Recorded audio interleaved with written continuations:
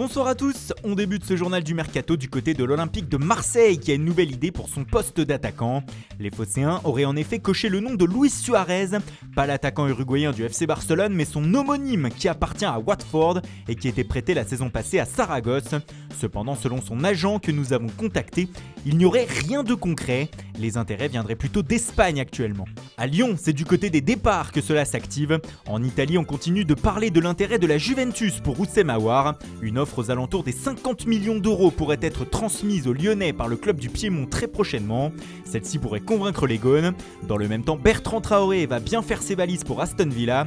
Tout serait réglé pour un transfert d'une vingtaine de millions d'euros. Le Burkinabé devrait s'engager mercredi avec les Villains. À l'étranger, Manchester City veut toujours un défenseur central avant le 5 octobre. Et outre Kalidou Koulibaly, les Citizens regarderaient aussi la situation du joueur de l'Atlético de Madrid, José María Jiménez.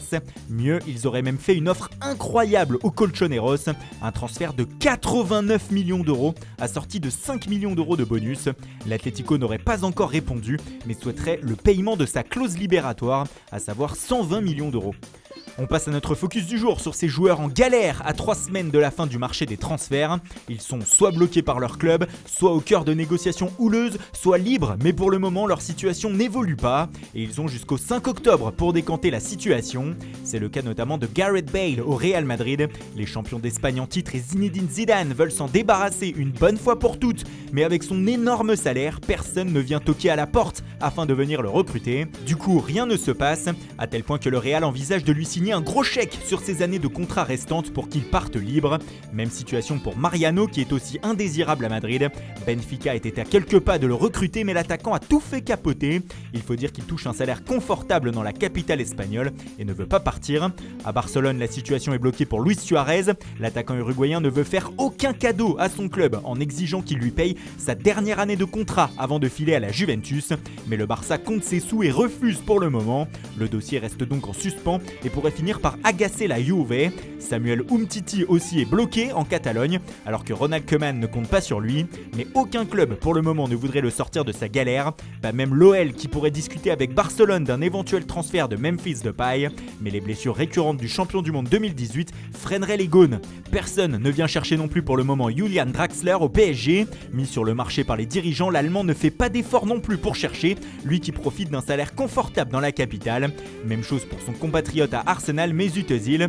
Plus gros salaire du club, il plombe les finances des Gunners qui veulent s'en débarrasser. Mais lui veut aller jusqu'au bout de son bail et pour le moment aucun club ne serait venu se renseigner. Gonzalo Higuaín lui va résilier son contrat avec la Juventus. Mais pour le moment le buteur argentin ne sait pas de quoi son avenir sera fait. Il est clairement dans le flou malgré plusieurs propositions selon son frère. Mais cela ne semble pas aussi désespéré que la situation d'Edinson Cavani. Libre depuis la fin de son contrat avec le PSG, l'Uruguayen se cherche un point de chute.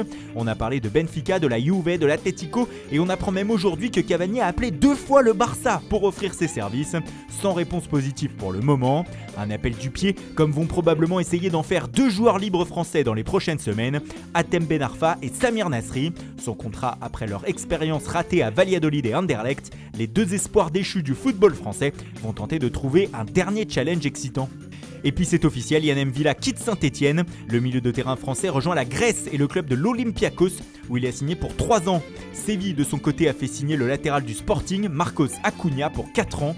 Montant de l'opération entre 10 et 12 millions d'euros. Voilà, c'est tout pour aujourd'hui. Bonne soirée à tous et rendez-vous dès demain matin pour de nouvelles informations sur le Mercato.